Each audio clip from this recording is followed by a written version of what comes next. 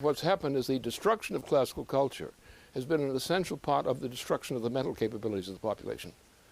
Classical culture has a very specific significance. What happens when it becomes merely entertainment without criteria, then the people lose a mooring. The key issue here is always in humanity is what we call creativity.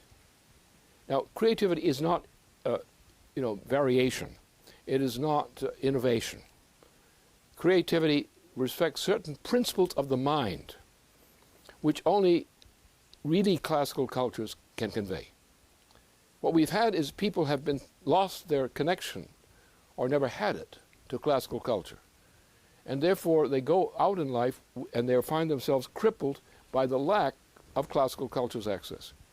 In other words, to think creatively occurs only in classical culture. Now, there's authentic classical cultures, and there are authentic classical cultures. We can trace them all the way back to the classical Greek in particular, which is fairly well known.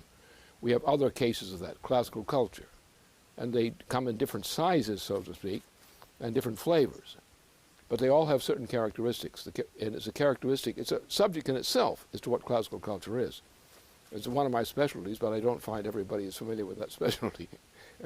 But this classical culture has a very specific, unique role in developing the powers of the human mind.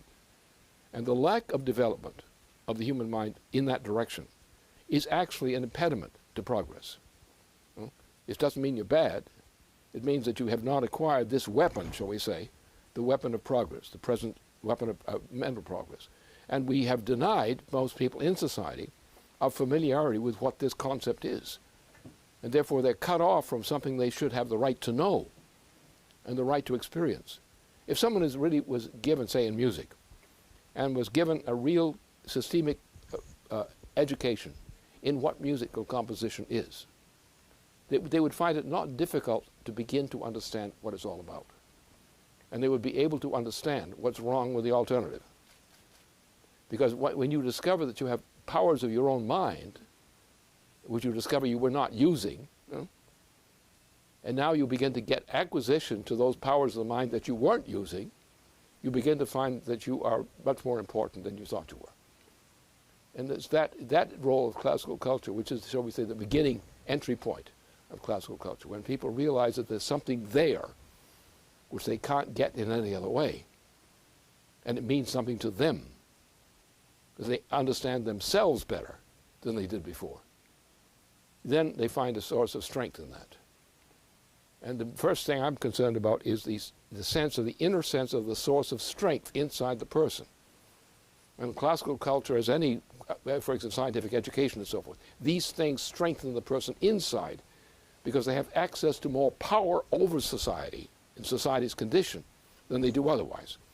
In the sense, when they say, well, I am somebody, I am something, I mean something, I'm not just a thing. I got something inside me that you need to know. I've got something inside me I need to give you. And when you can say that to your audience around you, you feel strong. You feel happy the world is more yours. You don't have to excuse yourself for what you are. You don't have to make apologies for what you are. I learned something yesterday, buddy, and it's good. And that's the kind of thing I would like to convey to people who ask this question, exactly that. We have access, as probably with classical art and so forth, and science, we have the means to enable people to make breakthroughs, even on a fairly limited beginning basis, where they can appreciate what their mind is, what it represents. And once you're sure that your mind means something, then you're empowered, and you're not easily crushed. You don't have to defend, you don't have to apologize for yourself.